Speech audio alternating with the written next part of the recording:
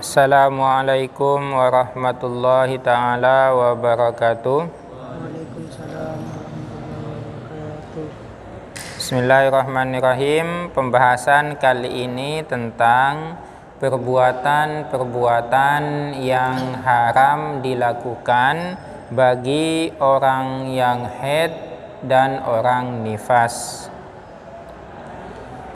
Wa yahrumu, dan haram, bil haidi, sebab haid, wa fi ba'din nusahi, dan ialah di sebagian redaksi, wa yahrumu alal haidi, adapun lafal yahrumu alal haidi.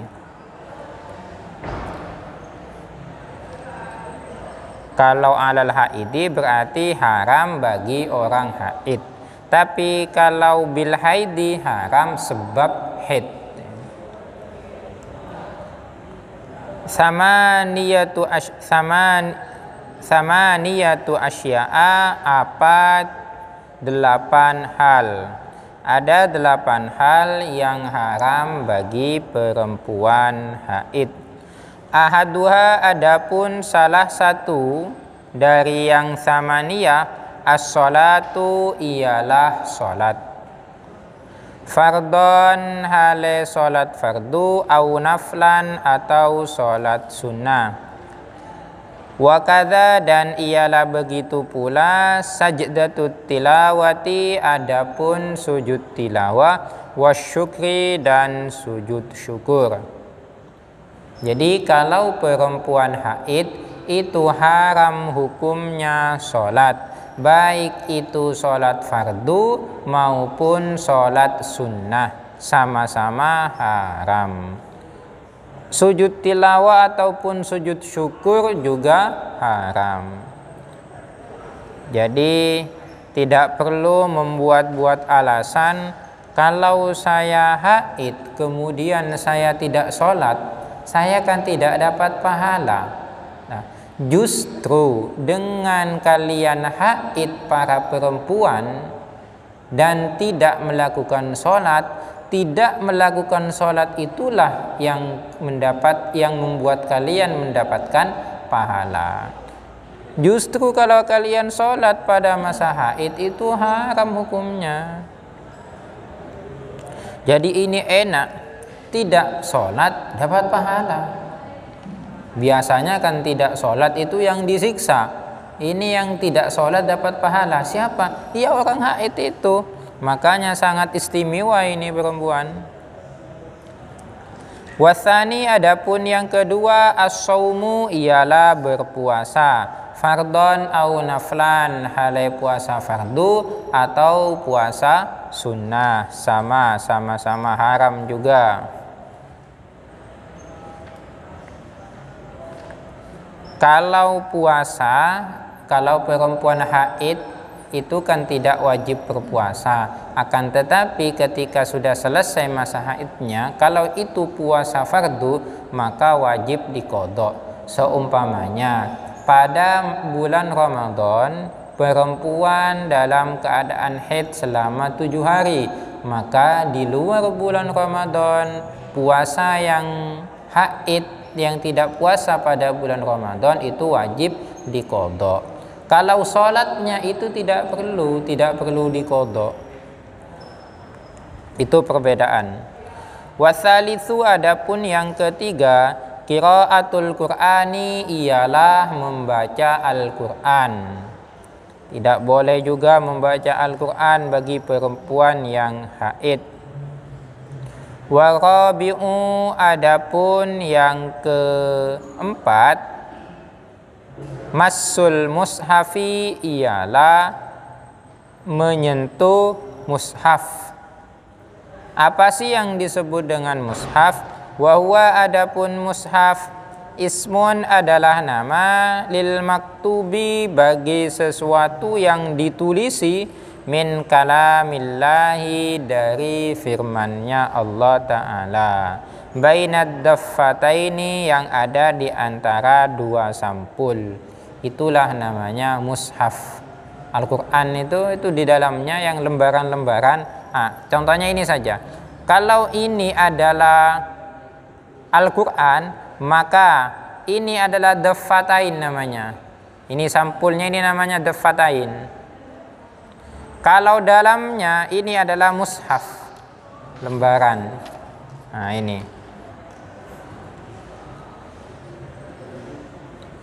Haram ya, tidak boleh juga menyentuh mushaf. Wa hamluhu, menyentuhnya tidak boleh. Wa hamluhu, dan juga membawa mushaf, menyentuhnya tidak boleh, apalagi membawanya, kan lebih-lebih tidak boleh. Illa, terkecuali idza khafat, apabila khawatir siapa haid alaihi, terhadap Al-Quran. Artinya khawatir apa? Kalau Al-Quran ini tidak saya bawa, maka Al-Quran ini akan digosok oleh orang. Kalau Al-Quran ini tidak saya bawa, maka Al-Quran ini akan dicuri, akan disalahgunakan oleh orang kafir. Nah, kalau seperti itu, boleh Al-Quran dibawa oleh perempuan haid. Wal khamisu, adapun yang nomor 5, duhulul masjidi, ialah masuk masjid. Lil haidi, bagi orang yang haid, in khafat, bila mana khawatir siapa haid, talwithahu, akan mengotori masjid. Yang kelima, perempuan haid itu tidak boleh masuk masjid. Ketidakbolehannya di sini kalau khawatir mengotori masjid. Ya, biasanya kalau perempuan haid ini kan tembus ya. Basahnya itu, darahnya itu kan tembus itu. Ya, kecuali kalau pakai pembalut ya. Kalau pakai pembalut ya ndak tembus. Tapi kalau deras, lagi deras-derasnya, kurang pembalut tuh kena. Nah, oleh karena itu jangan, kalau haid jangan ke masjid, biar tidak mengotori masjid. Kan tidak sopan juga teman. Masa ke masjid kok berlumuran darah. Wasadisu, adapun yang nomor 6, at-tawafu, ialah tawaf fardon au naflan, hale tawaf fardu maupun tawaf sunnah. Wasabi'u, adapun yang ketujuh, al-wat'u, ialah bersetubuh. Haram juga perempuan, ya yang haram bukan cuma perempuannya, si laki-laki juga haram mewati istrinya yang sedang haid, sama-sama haram. Wa yusannu, dan disunnahkan, liman, bagi orang, wati'a, yang mewati siapa man, fi ikbalid dami, pada derasnya darah. Apa yang disunahkan? At-tasadduqu, apa bersedekah, bidinarin, dengan 1 dinar. Bagaimana kalau sudah terlanjur bersetubuh? Maka kalau sudah terlanjur bersetubuh, dosanya tetap dosa, haramnya tetap haram. Akan tetapi ada anjuran lain di situ, yaitu disunahkan untuk bersedekah sebanyak 1 dinar. Itu kalau bersetubuhnya pada waktu derasnya darah. Biasanya derasnya darah ini banyak keluar, maksudnya derasnya darah ini darah banyak keluar, itu biasanya hari pertama dan hari kedua. Itu darah itu banyak keluar banyak. Hari pertama, kedua, ketiga itu paling banyak. Kalau sudah keempat, kelima, itu sudah mulai tidak ada. Waliman, dan disunahkan bagi orang, wati'a, yang mewati siapa man, yang bersetubuh siapa man, fi idbarihi, pada surutnya darah.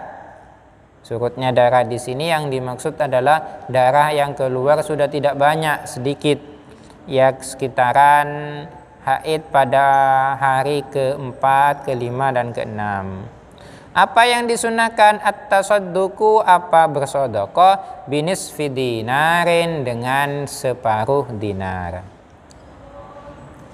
Wasaminu, adapun yang ke-8, ini jangan ya teman-teman, jangan teman-teman kalau yang ke-7, kalau teman-teman nanti sudah punya istri, kalau istrinya itu haid ya diusahakan jangan sampai disetubuhi. Bagaimana Ustadz kalau sudah takning tidak itu? Sudah ngaceng lah, tidak bisa itu sudah. Tidak bisa diapa-apakan, obatnya hanyalah itu. Ya bisa pakai yang lain. Bisa pakai tangan istrinya. Nah, kalau pakai tangan istrinya itu kan dah haram.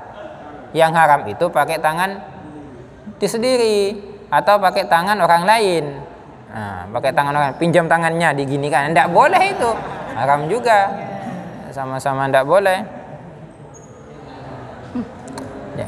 Nah, kalau sudah tergantung ya istrinya saja disuruh megang itu, tapi tidak teman-teman. Biasanya kalau si istri itu dalam keadaan haid, itu si suami itu memang tidak ada sinyal dengan istrinya itu, yang karena istrinya kan dalam keadaan aromanya ketika itu kan memang darah itu ada amis itu, darah itu memang amis teman. Nanti buktikan saja teman-teman kalau sudah punya istri itu ada amis-amisnya kalau ketika haid nanti. Ketika amis itu kan kita tidak terlalu bergairah juga itu, tak bersyahwat juga. Tapi ketika sudah selesai, kita kan sudah libur 1 minggu itu langsung kebiakias. Wathaminu adapun yang ke-8 al-istimta'u ialah bersenang-senang atau main-main bima dengan anggota baina surati yang ada di antara pusar warukbati dan lutut minal mar'ati dari seorang istri. Mar'a ini artinya memang perempuan. Kenapa kok tidak diartikan perempuan saja Ustaz? Kalau diartikan perempuan maka seolah-olah redaksi ini melegalkan seorang laki-laki untuk bersenang-senang dengan perempuan walaupun perempuan itu bukan istrinya. Ini kan perempuan mana saja.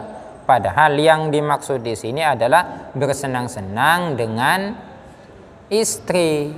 Bersenang-senang dengan istri saja tidak boleh kalau pada masa haid antara pusar dan lutut, apalagi kalau bukan istrinya, lebih-lebih tidak boleh.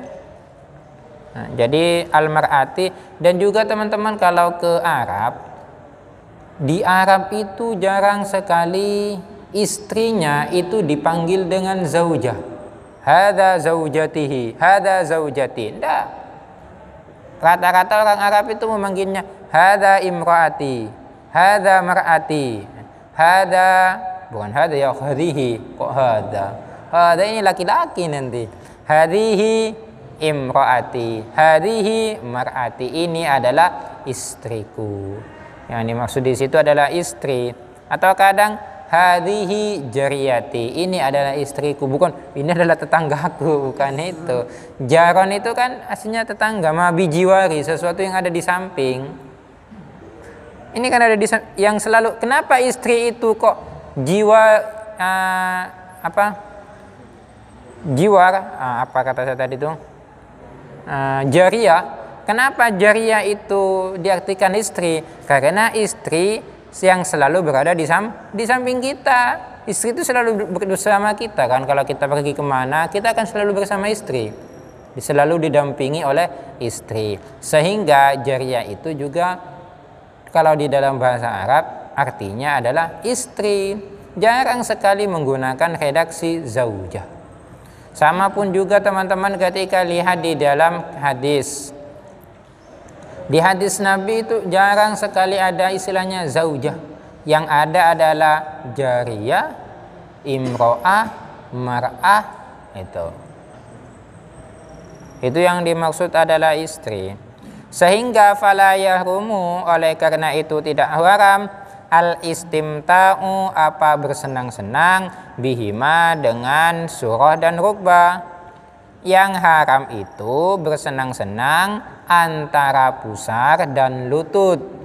Kalau bersenang-senang pada pusar dan lututnya, itu tidak apa-apa, boleh. Dan juga tidak haram, wala bima, dan juga tidak haram bersenang-senang bima dengan anggota fauqahuma yang ada di atasnya pusar dan lutut, alal muhtari menurut pendapat yang dipilih, fi syarhil muhadzabi dalam kitab syarah muhadzab. Yang dimaksud fauqahuma, kalau pusar yang di atasnya pusar itu mana? Berarti ke sini ke atas. Nah, kalau di atasnya rukbah itu mana? Bukan ke atas ini, tapi ke sini. Ke sini. Itu yang dimaksud adalah fauqahuma. Nah, jadi kalau teman-teman, ini adalah opsi. Opsi kalau sudah kadung berdiri terus. Nah, bagaimana? Ya, opsinya jangan bersenang-senang ke sini. Bersenang-senang ke atas sini. Nah, kan ada yang bisa lebih dinikmati juga bagian atasnya itu. Nah, ya enggak apa-apa, ini adalah opsi. Daripada kita ke bawah ini kan membahayakan. Kalau kita terjerumus, dosa. Tapi kalau di atas terjerumus, enggak dosa. Nah, bisa pakai yang lain, bisa anggota yang mana saja bagian atasnya ini. Ini adalah bisa dibuat untuk istimta kalau istrinya sedang haid. Tapi kalau istrinya tidak haid, ya jangan istimta ke atas. Istimtanya di atas, tapi ladzatnya harus ke intinya itu.